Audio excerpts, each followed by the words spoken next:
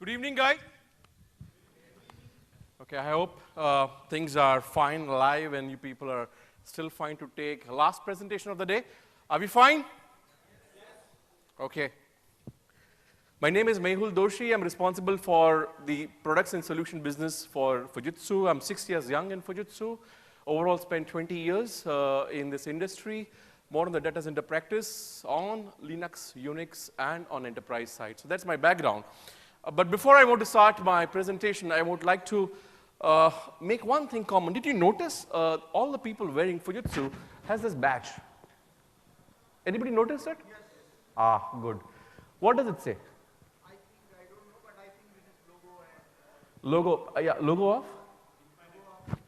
Infinite, okay. Infinite. It says, earlier tagline which we had was, possibilities are infinite. That's what we thought, or that's what we still believe in. With this, I want to just make you a short story. Let me start with the short story over here. Okay, enough of technology. Let me get into Pancharatna titles over here. So, there were two kids of the age of 6 years and 10 years. They were playing and they were best of the friends. They were playing, dancing, singing, making merry all the time. And small village, one of the days they were playing in the village and they didn't realize that while playing, they went outside the village. They hit a well. The kid who was 10 years old fell in the well, okay? Shouting, screaming, help, help, help. There is no help around. The 6 years child who looks around, there is nothing around, and immediately first sees a bucket over there. He throws the bucket in the well. 6 years old child with all his strength and all his efforts and push and whatever he could do it through, he was able to get the 10-year-old boy out of the well. The boy comes out of the well, people feel very happy, and the kids are like again laughing, crying, dancing, and they says, oh wow, great thing happened and all sorts of things. And they said, okay, let's go back to the village. They goes back to the village and they talk about this incident to everybody in the village. The village guy says, okay, fine. I don't want to buy this story. I don't think so you're talking truth. He says, no, I'm not going to believe it. So everybody said the same reaction. But one wise man in that village said, yes, I believe you. So all the people in the village goes back to the wise man and says, oh, why do you think, or why do you think that, you believe them? He says, the kids are talking about the truth, 6 years old, 10 years old, with all his strength, he pulled us. He's talking about how did he do it. He says, the question is not how. The question is why. Why? Because there was no one in and around to tell the 6-year-old child that you can't do it. If you feel, if you believe that you can do it, it's very much possible. Things which we thought 20 years back, 30 years back, which was not possible are realities now. Things which we thought 5 years back are going to be taking 25 years more to get it delivered. No, it's ready, up and running now. So, possibilities are infinite, guys. You think about it, you have an idea, and today the VCs are willing to fund your ideas, not your traditional business. Thinking beyond your limits, taking things beyond it, that's what IT is all about now. So, with this, I start my presentation. Hyperconnected world. Andy spoke about hyperconnected world, and so did my other colleagues talked about IoT. Just want to leave a small start with over here, hyperconnected world. Just think about the way in which ICT used to perform 30 years back. We used to go, put in our code, syntaxes in main big frames or main servers, and then whatever data is used to give it through, it used to come out with certain data, and it used to take hours or days to come it out. A few years down the line, a decade down the line, you had a client-server type of a compute going on. So the compute became network-centric. In today's world, you get the data the way in which you want. You get it in your handheld devices, you get it into your palms, you get the way in which you want to interpret your data, you get it. It is not that you have to feed in a data, punch in the data, you get the information the way you are looking upon. You don't go to compute anymore, compute comes to you. So it is called human-centric compute. I hope I define or make this definition very clear because everybody spoke about human-centric compute, but what is human-centric compute? That's what human-centric compute is. So you are not making yourself adjusted to the way in which the compute has to be done. Compute is getting yourself adjusted to when you understand the way in which computation has to go in through. Hyperconnected world, things, emerging new world where people, information, things are all connected via a network. Think about this car on the screen over here. The type of information the driver has now, when he starts his car, he has a gadget which will tell him that which way to take. Should he take highway A, highway B? What type of traffic which will meet on highway A, highway B? Which are the fueling stations nearest in point A, point B? What are the schemes and promotions going on over there? What are the retail outlets in and out over there? So look at the paradigm shift which has happened over here. It's the era in which we were doing our ICT is completely changed. I could give you one more example of a healthcare over here. The way in which the healthcare is going in over here, earlier you had an illness, you met in small accident, you go to the doctor and you take pills, or he does a first aid over here. Today, when you go to a doctor, he checks your pulse rate, he checks your heart rate, he checks your blood pressure, he takes your sugar level, he does all analysis paralysis possible, he puts in a matrix, and then gives you a medicine which will make you to effect as fast as possible, and you are back to track immediately. Next time you go to the same doctor, he has the entire history of yours, and he says, oh, Mr. Doshi, this is how your body reacts to ABCD dose, and that's how you should behave. Paradigm shift in healthcare. Multiple things which we spoke in past. I'm not going to repeat those things, but that's the hyperconnected world, and that's the power of data center. What I'm going to take you through is whatever you're seeing on your device, or whatever compute is happening, whether you talk about big data, you talk about cloud, you talk about your application moving so fast, you talk about your banking, you talk about your network, everything. What is behind all these things? What is behind all these things is a business-centric data center, which allows, it is business-focused, it is clearly defined, it has optimal costs, it has service-level agreements, compliances, and last but not the least, the security standards. Business-focused, if you are an application vendor managing and manufacturing or doing only the applications for a network, you do not need to buy the whole spectrum of things. Focus upon your core business, let the balance be taken care by cloud, or be cohesive to this. Clearly defined, what you want to buy in today is clearly defined, how it is getting scalable in second year, third year, clearly defined, or what is the life cycle management of this entire data center, clearly defined. First year, third year, seventh year is defined today, not once you're inside the data. So it's clearly defined. Optimal cost, by using virtualization, you can now optimize your network, your storage, and your compute. Each and every component in the data center is optimized for the best of the use, and ensuring that before you buy the next RAM or the next hard disk or the next processor, the previous ones are completely used. So it's optimized completely. Service level agreements, the vendors are willing to provide you a 24/7 by 365, whichever part of the country you are in, by putting in spares over there, by putting in people over there, by putting in resources over there. Compliance and security standards are becoming the best which could happen through over here.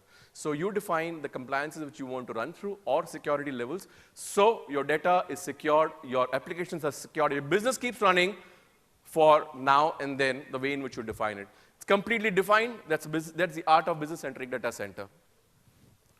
Why do we do all these things? In the current world, we're doing all these things because we want to run cloud, we want to run mobility, we want to run big data, and we want to engage with social media. And for doing this, what do we do in your data center? We talk about leveraging trends and technologies to deliver the business continuity to you. The business continuity comes by virtualization, by automation, by in-memory computing, by consolidation, by high-performance computing, and so on and so forth. Varieties of solutions which can help you to drive and deliver the way in which you're looking in for a cloud, mobility, analytics, or social medias. What do we keep taking from here?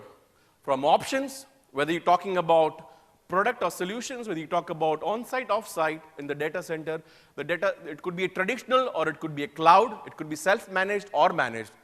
You have solutions at your fingertip, the way in which you're looking upon, in case it's a CapEx model, OpEx model, In case if it is managed, self-managed, the type of resources you're talking about, somebody putting up a data center in a place called Himachal Pradesh, or putting up a resource in, or data center in Jaipur, or whichever part. Of course, I will not talk about the metros because you have resources, you have power, and you have everything to run upon over here. But even in the remote locations, if you want to run it through, this is what you can get it through from Fujitsu, okay? I'm going to talk about two things over here in the next 5 minutes, and it's special, and it makes sense to the customers who will be present over here. And the first thing is a product. Product CD10000. CD10000 is a seamlessly scaled storage device. It's a hyperscale storage device, which virtually scales to anything. It starts from few terabytes for a customer, and it can go to few petabytes, which is 50 petabytes. And it can still go on increasing, because by increasing a storage node, you can not only increase the capacity, but you can also increase the performance. It's based upon a layer which is called SEEP, associated with the distribution policy of Red Hat, integrated with the Fujitsu servers, and the data management storage capabilities gives you a view of conventional storage, and that's CD10000. Beautiful piece, and let me talk a little bit more slide about this, one slide more. What's different in CD10000? It's called Immortal. Anybody in this world, anybody in this room has heard about this word called Immortal in products? Usually we have products which dies down in 3 years, 5 years, 7 years, and then you wash it off, right? Yes, no? Yes. Okay. This product over here, it's called Immortal because the data which lies on the disk and the intelligence lies on the software, which is SEEP. The compute node, which helps as a storage node over here, after 3 years, you can replace it. After 5 years, you can replace it. After 7 years, you can replace it. So you can define the way in which you can replace it. So data remains the way in which it is, because it's the intelligence software over here is called SEEP, and beneath the storage tier, which is the storage nodes, can be replaced the way in which you're looking in for. You replace the storage node with the new technology of Intel coming in through, and it's Immortal. It stays as is. And the way in which you change your storage nodes is just with 2 commands, okay? So with 2 commands, you stay in the storage nodes, and the data is intact, and you are up and running. And that's what we call as Immortal. Zero downtime. SEEP has a property wherein it can copy the data in various clusters simultaneously. So when the data is copied in the cluster A, it can do it in cluster B, it can do it in cluster C. You define the way in which you want to have replicas. At any point in time, cluster A is down, or the disk of cluster A is down, or the node of cluster A is down, you have data still on cluster B or cluster C. It means you do not have any downtime, actually, not virtually. You define in case if you want a downtime to get it through. So that's zero downtime I'm talking about. I'm talking about unlimited scalability. This system virtually scales to any limits just by increasing storage node. It means it's a horizontal scale-out system. You increase the number of storage nodes, and the data and the capacity and the performance increases over there. So it's scalable to more than 50 petabytes. It's huge. It's based upon the open standard of SEEP. So if the customer, if you're running in any of the network standards over here or any of the interfaces, you are free to use it. It's a paradigm shift. Guys, in next 48 months, the way in which you are going to use your storage is going to change. It's a different technology coming up. It's coming up in open source. Currently, my box cannot talk to Hitachi box, cannot talk to EMC box. But now, due to SEEP and more force on getting in an open standard boxes, you will see things like this happening, wherein your storages are getting integrated like an open x86 platform. Unified storage, it can help you to become a SAN, a NAS, all protocols it has. And it has lots of automation. It means it gives you the priorities to set up your data. Priority 1, priority 2, priority 3. Priority 1 goes to the data which you need almost on a daily basis. Could be stored on SSDs. Priority 2 could be a SAS, and priority 3 could be your nearline SAS SATA. So it helps you to automate your data extremely well. It's an overall beautiful system.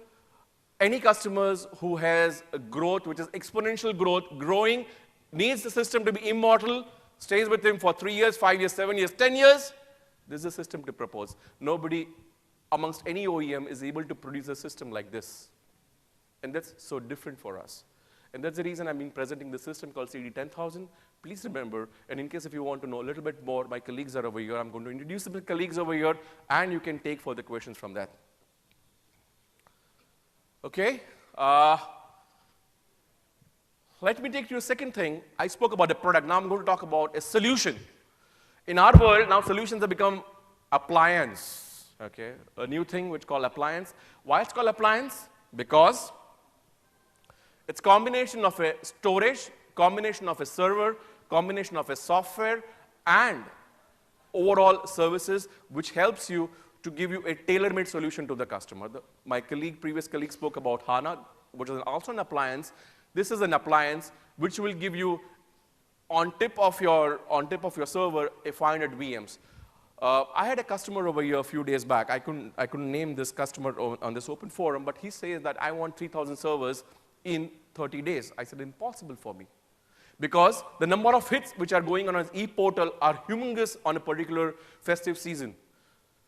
To make such customers' need viable, because that's a business need what he's talking about, nobody can give him 3,000 servers in less than 4 weeks.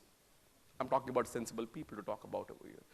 In such situations, you talk about an appliance which is ready-made, factory integrated, the way in which he wants his virtualized server comes in from the factory. So when it comes in over here, within 48 hours, his system is ready to give him 500 virtual servers, 1,000 virtual servers, or more the way in which it likes it through. He is having a go-live date within 3 days of the product hitting to the Indian soil. That's the power of the appliance which we talk about over here. Few more appliances. Appliance for HANA, which is a multi-node or a single-node HANA. We were the first people to sell multi-node HANA in this country in a company called Symantec. First people to sell a multi-node HANA, which is scalable to 8 terabyte in Asian paints and so on and so forth. So that was the whole gamut of SAP appliances, server virtualization appliances, private cloud we talk about, and high-performance computing.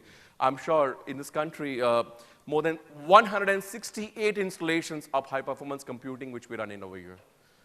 Fabulous job which we have done on high-performance computing, be it any of IITs, be it CDACs, be it CDOCs, be it many, many organizations. That's where we have the entire gamut of high-performance computing moving in through. And this is possible when we work along with the partners in the community like SAP, like VMware, Intel. Intel plays an extremely important role in helps to put these appliances together. NetApp, Red Hat, SUSE, and so on and so forth. So in association with all these partners, we are able to give you a customized, tailor-made solution which is ready to use. And that's something called PrimeFlex. In case, guys, if you want to know a little bit more about the PrimeFlex umbrella, in which we have various solutions, more than welcome. So that's the PrimeFlex which you're talking about over here. What's behind all these things? Okay? It's products. So you saw people talked about mobility, IoT, people talked about big data, analytics, and people talked about, including me, talked about data center. But behind all these things, guys, you need to have something to run through, and that's products. If a friend of mine says that, he was asked the question that, what's going on over there, the question what he thought was the right thought. The base of all these things was scanner, which is a product. Similarly, a base of a data center is a product. Unless you have the right product in your data center to run the data centers to give you right results, it's not going to be possible. These products, which I'm talking about, right from the servers, right from the entry-level tower server, which is a 1-socket, to an 8-socket PrimeQuest. How many people in this company, in this place knows that we manufacture Spark? Anybody knows this? This factory in which we manufacture Spark, the same factory we manufacture the product called PrimeQuest, which is an 8-socket server. One of the class of the servers which we talk about over here. Many others, and the entire range which of servers which we talk about over here. You talk about towers, you talk about rack servers, you talk about cloud servers, you talk about blade servers, and you talk about mission-critical PrimeQuest servers. And coming on the right, you have Eternus, which is the range of software starting from a 2 terabyte to a 13 petabytes. Somebody saying that somebody else has the highest storage capacity on the storage? No, it's Fujitsu. 13 petabytes of storage you can compute on on a box called 8700 S3. And all this, but it's not a me-too strategy. It's not a me-too strategy. It's just because somebody else has a box, I have a box. No. It's all third-party benchmarks. Third-party benchmarks, which talks about the best power ratings what you get from this industry in terms of the best optimized use of power. You get the best Primergy racks, which has the best ratings on VMwares, on SFP, and so on and so forth. And on Eternus, you have the best IOPS. These are all third-party benchmarks. These benchmarks are still available, and it can be made available to your sheets over here. In case if you're talking about putting up an system which you're talking about having the best results, how do you manage? By finding third-party benchmarks. And mind you well, guys, all these products which I spoke right now are either manufactured in Germany or in Japan. It doesn't come in from other Asian countries, but these are the world best places to make your products come in through. So with this, in a nutshell, I would like you to remember whether it is a product, it's a solution, we're talking about buying something on-site, buying something off-site, you want to buy a traditional data center, you want to buy something from the cloud from our side, you want to manage your data center, or you want us to manage your data center, we can provide everything in a nutshell. So that's the offering from Fujitsu. If you have any questions, I'm very much over here for the next half an hour. And thank you very much for being a good audience. Thank you.